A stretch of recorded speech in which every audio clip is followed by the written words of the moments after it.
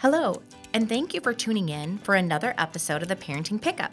I'm Kara Johnson-Bader, your host, and we are thrilled to have Sara Reichstadt, a renowned social and emotional learning expert and the Director of Education for Kinderberry Hill Child Development Centers. We're extremely lucky to have her on our podcast again, as she was a guest last season for an episode focusing on the importance of play, which we will include in the show notes below. Welcome, Sara. Thank you for having me, Kara. It's nice to be back again. Yes, we're thrilled to have you. So, Sara, research tells us that children's academic successes at ages 9 and 10 can be attributed to the amount of talk that they hear from birth to age 3. And they also statistically prove to be better readers later in life. As Director of Education at Kinderberry Hill, you spend a lot of time and energy on helping young children develop reading skills. And given these facts, I know families are eager to hear from you and make sure they're understanding their children and getting them on the right track in terms of literacy. But let's get started to know you. So, Sara, please tell us a little bit about yourself. A little bit about me. I was a child psychology major at the University of Minnesota, and I think that has formed the way I think today about early childhood. Everything that comes through Kinderberry Hill, I stop and I think, let's figure out the research. Let's look at the brain. There's so much of that starting, in my schooling, we're still using today. We always want to make sure we've got the latest research in mind so that we can serve the children the best that we can. I think that's pretty much what's formed my early childhood career, really. That's wonderful. And I think the thoughtful and intentional approach is so important, especially when it comes to reading. So if you could take a moment to tell us why reading is so important. Right. Reading, we all hear it's one of the best things you can do for children. But what exactly are children getting from it? There's a couple things. The first thing that's maybe a little more obvious is the academic piece. If we just had one book for each child, we could only read one book, some might argue that we could teach them to read off just one book. There's so many parts of literacy, language that we can highlight. For example, where do we start reading on a page? Comparing capital letters to lowercase letters, looking at punctuation, even looking at the way the print is written. Large capital letters, is a character in the story yelling? All these are little components of reading that when we're reading we sometimes forget about, but what we're showing children is that when children are seeing tiny squiggles, that they later figure out our letters, that they later figure out, create words, they are realizing that print represents speech. That's the biggest part of reading for children to grasp, and books do that beautifully. The other thing, when we read with children, we expose them to more what I call rare words. There are more diverse, unique vocabulary in books than there are in typical speech. So in a book, it may say, the wind whisked through the leaves of the tree. When I am at home hurrying my children, I say, it's windy, grab your jacket. I don't say, the wind is wisping through the leaves today, grab your coat. So that wisping would be a new vocab for children. And words like that show up in books more so than language. So the more we read, the more their vocabulary expands. So that's kind of just the academic side. But if we think about, maybe more importantly, the social emotional side, it's just that time together focused on the same thing. Families might spend time together in the car, but one's listening to something on the radio and one's looking out the window. We might spend time together in the grocery store, but it's not as focused as when we read together. We're looking at the same thing.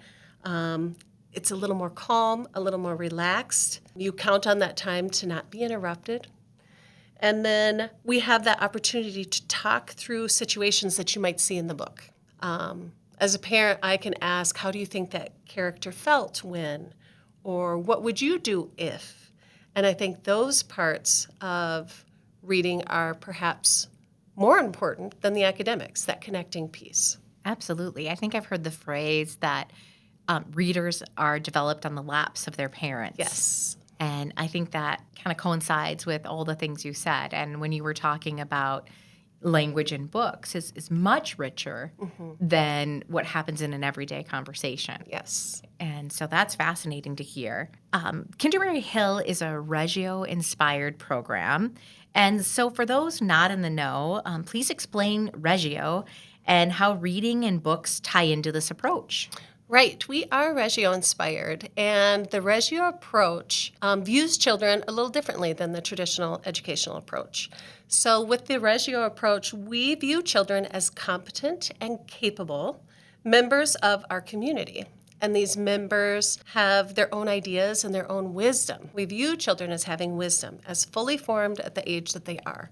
With that, we design our education around their interests. So we can listen to their conversations, we can observe how they're playing, and kind of off that, plan curriculum around what we see them wanting to learn, challenging them on the parts that they don't know. Now, the thing that I enjoy most about books with the Reggio approach is, as a community, we can all share our resources. I have different resources than children do. Giving them some of those books that are not children books, but if they feed their interest, I'm really exposing them to rich literacy through books that are beyond their age level. For example, if they're interested in where their grandma lives, I can pull out a map. I can pull out an atlas. It's not designed for children, but their interest is there.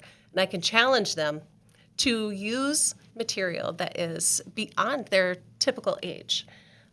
Actual blueprints to a building that they might be interested in, even books on art, rather than just using the children books that are on art, which they love, and we use those as well, but bring in some of my resources to my community of the classroom and show them some of those adult books, not just children's books. And the Reggio approach supports that.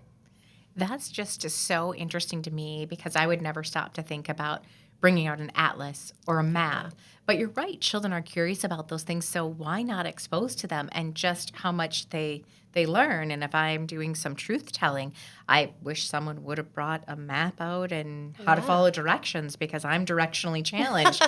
And maybe if I had that exposure when I was younger, I might be much better at navigating from here to there. I don't know what I'd do without GPS, but that's really fascinating how Reggio really takes the interest of the children and kind of lets them lead. Yes. If we just take out an atlas, give them a list of things that they're supposed to find, the joy is not as great as, oh, grandma's house, let's look. That's the difference. Right. It seems like it's just more meaningful, so the learning is deeper is what I'm assuming there. Yes. We can challenge them further because they're more interested. Absolutely. That is just fascinating to me. That's wonderful. So what can parents do to support the development of strong reading skills at home? What do you recommend, Sarah? Read. And really taking the time to prioritize reading. We prioritize, maybe meals as a family or bath time every night, but making sure we put reading really into the routine. I think that's key. Also, modeling it yourself. Do you show your children you have a joy of reading? I know my children, I'm like, I look forward to chapter 18 tonight before I go to bed. If we can do that, I think it also builds strong readers and a good foundation for building that love of reading. Absolutely. I like the idea of scheduling reading time, kind of like an appointment we have on our calendar, like we always have to eat, finding a routine. Yes. If it's every night before bed, that's your time. If nights are busy because you're running other siblings or whatever, maybe it's right away when you wake up in the morning. Can you wake up 5 minutes earlier and just snuggle in the chair for a minute and grab a book before you get breakfast or get dressed or whatever it is? If you can prioritize that, I think that's a really strong step in supporting strong readers at home. Absolutely. And like you said, there's no right or wrong time. It's just whatever works with your schedule. Yes. Having that time to connect really Absolutely. is the most important. That's fascinating and great. Do you have other reading tips that you would recommend? I would recommend playing with books a little bit. If it's a favorite book, we all know those favorite books. They keep bringing us the same book over and over. We might be tired of it, but it's their favorite. You're building that love of reading, so keep reading it.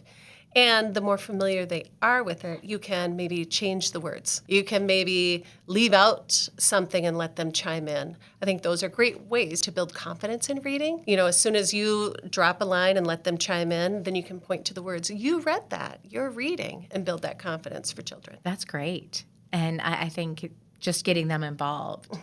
Yeah. Engaging, make reading fun, play between you and the child. Yeah. I think so much better than making it's like, now it's time we have to read. Yeah, listen, I'm going to read. Instead, it should be, what do you think about this? Or do you remember what happens next? Or do you remember what the title is?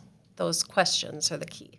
That's great. And I like how you mentioned before about you can ask questions about how are they feeling or how they Yes. acted. Yeah, that social emotional piece keeps their interest, and it's really beneficial. Right. And I'm sure there's so much they can learn from it too. Problem solving when they're not in an emotional state. Right. That's key. Absolutely. Yeah. When you're not the one upset, it's easier to Yes. read a book. Yeah, easier to think through the characters' problems in the book. When I see, a child will see a character in a book that's upset, they can understand those emotions, problem solve without that emotion affecting them. They're outside looking at it. I think there's so much learning that's just made available through reading. And like you talking about how you could just use one book and teach everything you know about reading, that really made me pause for a second because I'd never thought of that, but it's completely true. That's the argument. If we were really intentional, there's a chance we could teach reading with very limited resources, really. Absolutely. And that's fantastic. Before we get to questions from parents, we'll take a moment to hear a brief word from our sponsor. At New Horizon Academy, we know that you want the best for your child, and so do we. As a family-owned childcare provider that has been serving families like yours for more than 50 years, we are proud to provide best-in-class care and education for infants, toddlers, preschoolers, and school-age children. Through research-based curriculum, social-emotional learning, physical movement, and nurturing care, we'll help your child prepare for kindergarten and beyond. Visit the New Horizon Academy website to learn more and schedule a tour today. Sarah, you've shared a lot of wonderful information for families. We've had several families that wrote us and have some questions. So I'll start with the first one. The first one is Amber said, as a busy working parent, I usually feel really burned out by the end of the day. What are simple things I can do to support my children when I don't have time to read to them? Right, that burned out feeling. We have all had that. Our schedules are so busy as a family. We can still play games on the go. Lots of times when we're running, we can still take a minute to play games that will boost reading skills for children. You may have heard of the science of reading. It's been coming up more and more. It's basically a large body of evidence. It's been around for a long time, but it's coming to the forefront again right now, saying how important sounds of speech are to reading and how important developing just those skills of listening and identifying and distinguishing different parts of speech are to building a strong foundation for readers. So when we think about this, there's some easy games we could play. Simple rhyming games. Doesn't have to be even real words with those little children. I say a word, rhyme with it, and if it's a nonsensical word, all the more fun. Syllable clapping. How many syllables are in your name? And clap for each syllable. And another thing, we're all busy, but just having books around. If you can keep a book in your car, maybe it's a favorite book, a book your child knows by heart. They can read to you in the car while you're driving. A book in maybe your bag, your backpack, your purse, and you're waiting in line at the grocery store, the doctor's office, or wherever it is. You've got a book right there to grab and go to.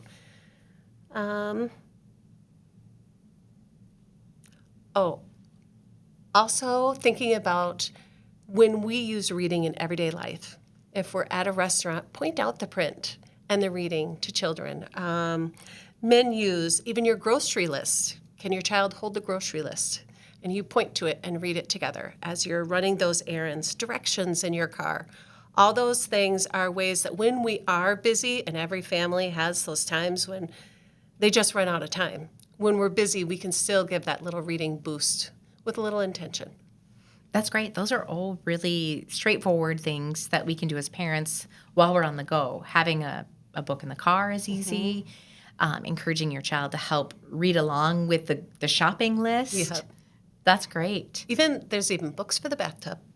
Oh, wow. I For didn't the even really know young that. ones, yep, they've got those. That's fascinating. That's great. I did not know that. So much fun. Those are really wonderful tips for families. We have a second parent that sent in a question, and it's from Destiny. And she said, I'm someone who wants to be more involved in my community. And I've heard that children from lower income households don't perform as well on reading tests once they reach school age, partially because books aren't as accessible and the time and energy to read to children is harder to come by in these scenarios. I want to help make early childhood reading more accessible. What community resources can I contribute to? One of my favorite community resources are the little lending libraries. Every Kinderberry Hill location has one. Basically, they're those little, they kind of look like a big birdhouse on a post. You'll see them maybe around neighborhoods. And they have books in there. You can donate and put your books in there. You can take out the books that are of interest to your family. And I think those are such a nice way for everyone to share their reading and their resources. Also, used bookstores are usually in search of children's books. We think about, I feel like with the used bookstores, adults shop in them more, but they're always in need of children's books. And then your local library. A lot of local libraries do like a group time, especially in summers. They'll do a group time every, Wednesday. And as a community member, what can you offer? Do you want to volunteer to read with children? Do you have a talent that might, complement a book? Can you give back to your community in that way? So those are a few ideas that I think are important to all communities and supporting reading for children. Absolutely. I think that's a really lovely question of thinking about ways that we can all help support reading. Yep. Because we can easily take books for granted. Yes. If we have a full library, you don't think about sometimes others may not have that same type of access to books, which is why we're so fortunate to have little libraries and libraries available. Yes. That's great. Well, our last question comes from Tyler. And Tyler says, my 4-year-old is super active. He loves to play, get dirty, dance, and even interactively engage with educational and entertaining children's shows that we watch together on PBS Kids. But whenever my wife or I bring out a book, he totally zones out. I'm starting to get worried.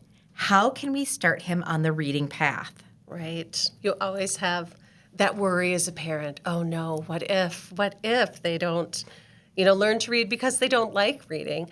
I think the first tip I would have parents think about is what books would interest them most. I think about my own children. My firstborn, we read forever, long stories, asking constantly for another book after another book. And then my secondborn was not having luck. Wouldn't sit through the first few pages. But after I realized he wasn't interested in stories. He wanted nonfiction. He wanted the books with the trucks and the real parts of the trucks and the tractors and machinery. That was more his interest, and I was offering long storybooks. So once we switched that, I had much better luck. Finally he was coming to me saying, let's read, instead of me saying, time to read. So I would look at what you're offering your child and make sure that you think it's something that interests them. And then, still the singing, the clapping, all of those things that we do, keeping the beat, matching pitch, all of that wires the brain, wires the part of the brain that helps us hear those different sounds of language, different parts of speech that support reading.